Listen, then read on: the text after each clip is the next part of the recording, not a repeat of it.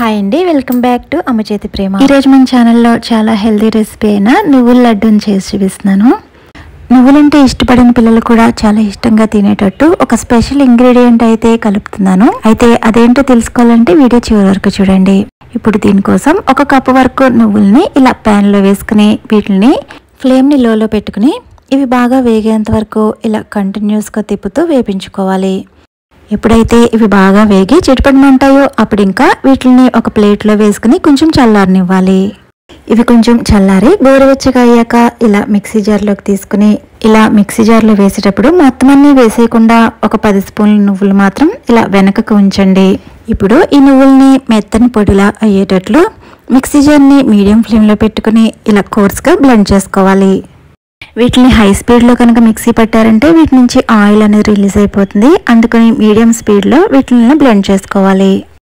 ఇప్పుడు స్టవ్ మీద మనం ఏదైతే కప్పుతో నువ్వులు తీసుకున్నామో అదే కప్పుతో 3/4 కప్పు వరకు బెల్లాన్ని ఇలా తురిమి తీసుకోవాలి. ఇప్పుడు దీనిలోకి 1/2 కప్పు వరకు వాటర్ వేసుకుని ఈ బెల్లం కరిగేంత వరకు కూడా ఇలా కంటిన్యూస్గా మీడియం ఫ్లేమ్లో తిప్పుతూ కలుపుకోవాలి. ఈ బెల్లం ఇలా మరగడం స్టార్ట్ అయ్యాక ఇందులోకి 1 స్పూన్ వరకు ఇలాచీ పౌడర్ యాడ్ చేసుకోండి. ఇప్పుడు ఈ బెల్లం పాకం ఏమీ రానవసరం లేదండి. బెల్లం పూర్తిగా కరిగాక 4 నిమిషాలు మరిగిస్తే సరిపోతుంది.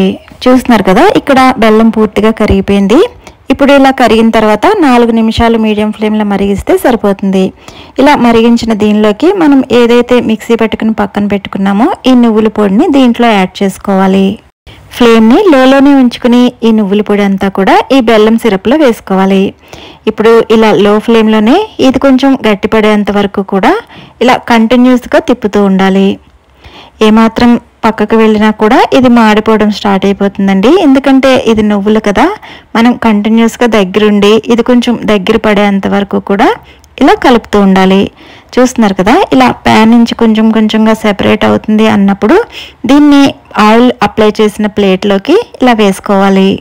ఇలా ప్లేట్లో వేసుకున్న తర్వాత ఇది బాగా కొంచెం త్వరగా చల్లారడం కోసం ఇలా స్ప్రెడ్ చేసుకోండి. ఇది కొంచెం చల్లారిన తర్వాత దీనిలోకి 3 స్పూన్ల వరకు మిల్క్ పౌడర్ వేసుకోండి. అలాగే మరో 3 స్పూన్ల వరకు డెసికేటెడ్ కోకోనట్ వేసుకోండి. ఇలా ఇవి 2 వేసుకున్న తర్వాత ఇందులో ఇదంతా బాగా కలిసేటట్టు ఇలా కలుపుకోవాలి.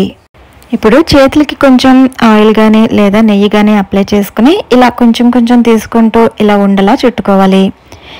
చూస్తున్నారు కదా, మనకు కావాల్సిన సైజులో ఇలా ఉండలా చుట్టుకున్న దీన్ని ఏదైతే నువ్వులు మనం పక్కన పెట్టుకున్నామో ఆ నువ్వుల్లో ఇది ఇలా రోల్ చేసుకోవాలి. చూస్తున్నారు కదా, ఇదే మాదిరిగా మొత్తం అన్ని కూడా చుట్టుకొని ఇలా రెడీ చేసుకోవాలి. ఇలా మిల్క్ పౌడర్ యాడ్ చేయడం వల్ల పిల్లలైతే చాలా చాలా ఇష్టంగా తింటారండి. ఒకసారి ఈ విధంగా ట్రై చేయండి, మీకు బాగా నచ్చుతుంది.